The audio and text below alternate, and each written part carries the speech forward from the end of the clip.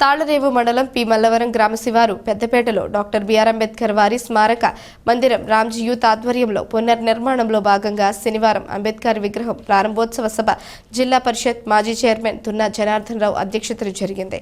ఈ కార్యక్రమానికి ముఖ్య అతిథిగా రిటైర్డ్ ఐఏఎస్ విజయ్ కుమార్ హాజరై ప్రసంగించారు.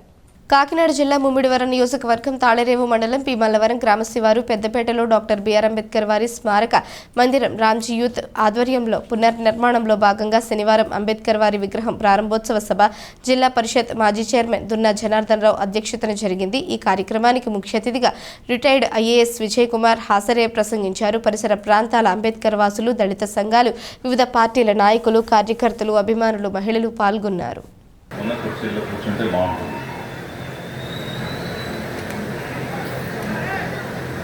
మనం ఇంత గొప్పగా ఈ సభా కార్యక్రమం పెట్టుకున్నాము.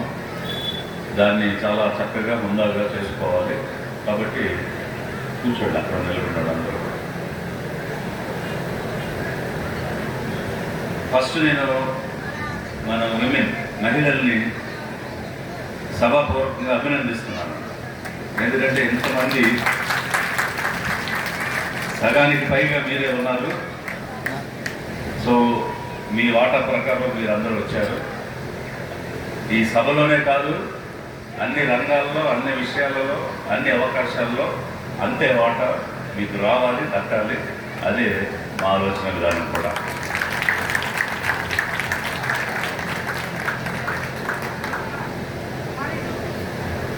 ఇప్పుడు డాక్టర్ అంబేద్కర్ యొక్క జీవిత చరిత్ర చదివినటువంటి వాళ్ళు ఒకసారి మీ చేతులు చూపిస్తే బాగుంటుంది.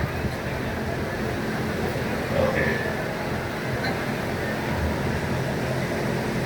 సరే.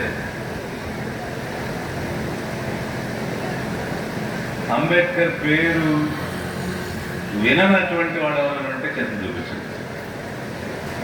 ఓకే, విన్నవాడు చూపించండి. చూడాలి, అందరూ కూడా తీసుకుంటారు. అంబేద్కర్ పేరు విన్నవాళ్ళు ఒకసారి మీరు చేసి చూపించండి. గుడ్.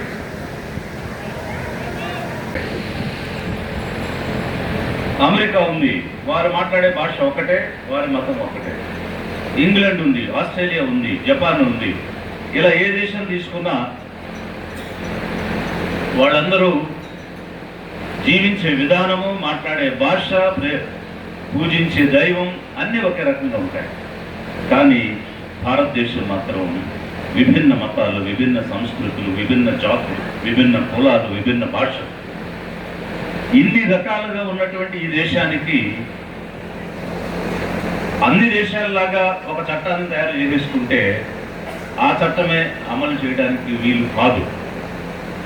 వెనుకబడిన వాళ్ళు ఉన్నారు, అణగదొక్కబడిన వారు ఉన్నారు, అణిచివేయబడిన వారు ఉన్నారు, ఊరి వెలుపులకు విసిరివేసిన వారు ఉన్నారు, ఊరి లోపల నడవడానికి అర్హత లేదు నీరు అంటరాని వారిని నిషేధించబడిన వారు ఉన్నారు, వేరే మతం వాళ్ళు ఉన్నారు, వేరే భాష మాట్లాడేవాడు ఉన్నారు.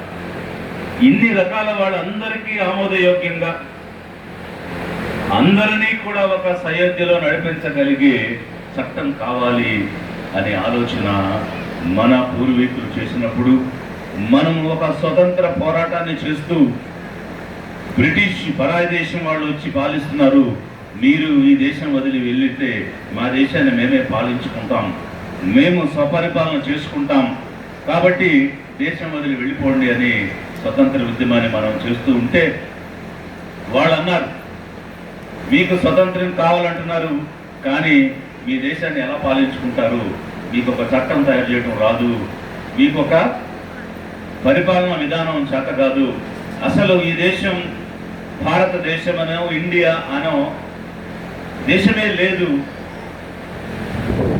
చిన్న చిన్న రాజ్యాలుగా, రాజులు ఏలే రాజ్యాలుగా, సంస్థానాలుగా ఉండిపోయింది. అలాంటిది ఇన్ని వందల సంస్థానాలను ఏకం చేసి ఒక దేశంగా మీరు ఎలా నిలబెట్టుకోగలరు, పరిపాలించగలరు, అలాంటి చట్టమే మీకు లేదు కదా అని బ్రిటిష్ వాళ్ళు అవమానించినప్పుడు స్వతంత్ర ఉద్యమంలో ఉన్న నాయకులు అందరూ కూడా ఒక రాజ్యాంగ సభను నిర్మాణం చేసి ఆ కాన్స్టిట్యూయెంట్ అసెంబ్లీలో ఎవరు దీన్ని డ్రాఫ్ట్ చేయగలుగుతారు, ఒక రాజ్యాంగాన్ని తయారు చేయగలుగుతారు అని ఎంతో చర్చ చేసి సమీక్షించి వెతికి చూస్తే ఒక జ్ఞానవంతుడు ప్రపంచ దేశాలలో అనేక డిగ్రీలు సంపాదించడమే కాకుండా ఏ అంశాన్ని గురించి అయినా సరే నిర్భయంగా నిర్భేద్యంగా